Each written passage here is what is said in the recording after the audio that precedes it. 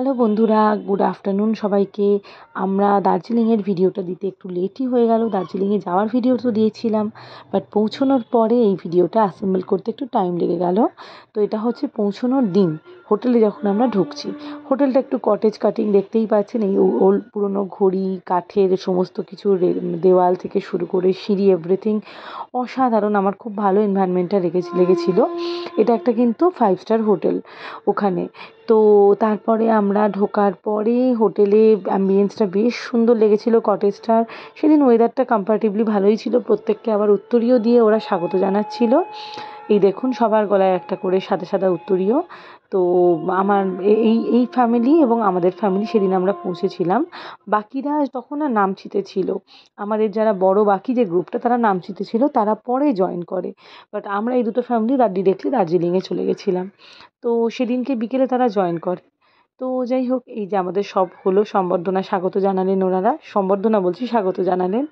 তারপরে আমাদের সেদিনকে বাকি ফ্যামিলি জয়েন করলো। তা বিকেলবেলা আমরা সেদিনকে আর কোথাও বেরোতে পারিনি, কারণ খুব বাড়াবাড়ি বৃষ্টি পড়ছিল সেই সময়। দার্জিলিংয়ের ওয়েদার আপনাদের জানা। এটা হচ্ছে পরের দিন সকালবেলা।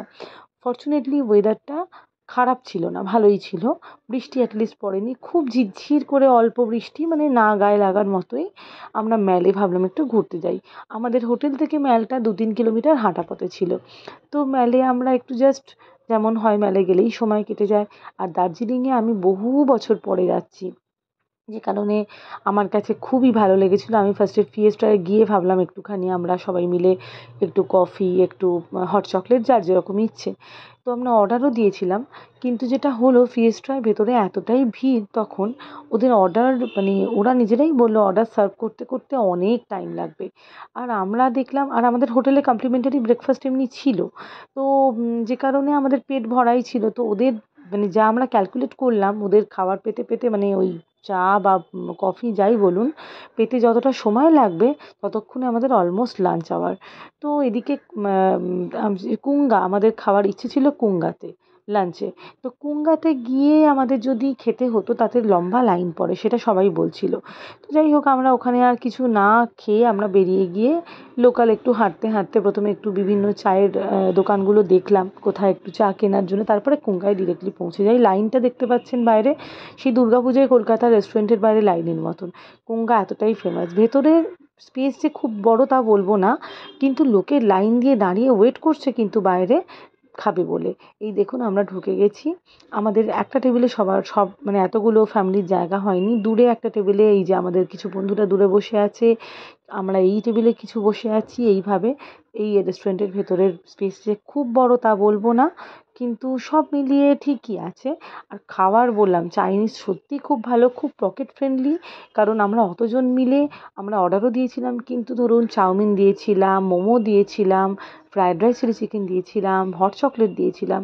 বাট সব মিলিয়ে কিন্তু আমাদের বেশ সুন্দর টাইমে খাবার, মানে সুন্দর পকেট ফ্রেন্ডলি বাজেটে এবং টাইমলি খাবারটা আমরা পেয়ে গেছিলাম। আর মোমোটা তো জাস্ট ইয়ামি, কী বলবো।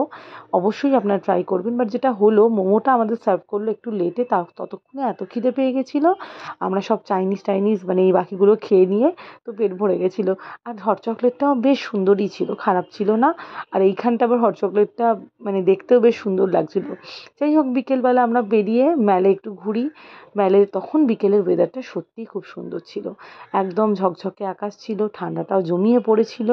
আর কলকাতার গরমের পরে দার্জিলিংয়ের ঠান্ডা, বুঝতে পারছেন, মানে আলাদাই একটা আমেজ।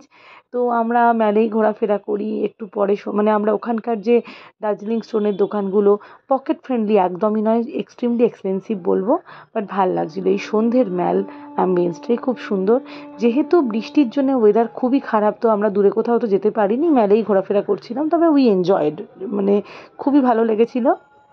যাই হোক, সবথেকে বড় কথা, বন্ধুদের সাথে আসা, গল্প, ঘোরা, আড্ডা, এটাই সবথেকে আনন্দের। তো আরও পরে আরও ভিডিও আসবে। আপনারা সবাই খুব ভালো থাকবেন। টাটা, আজকে এই পর্যন্তই।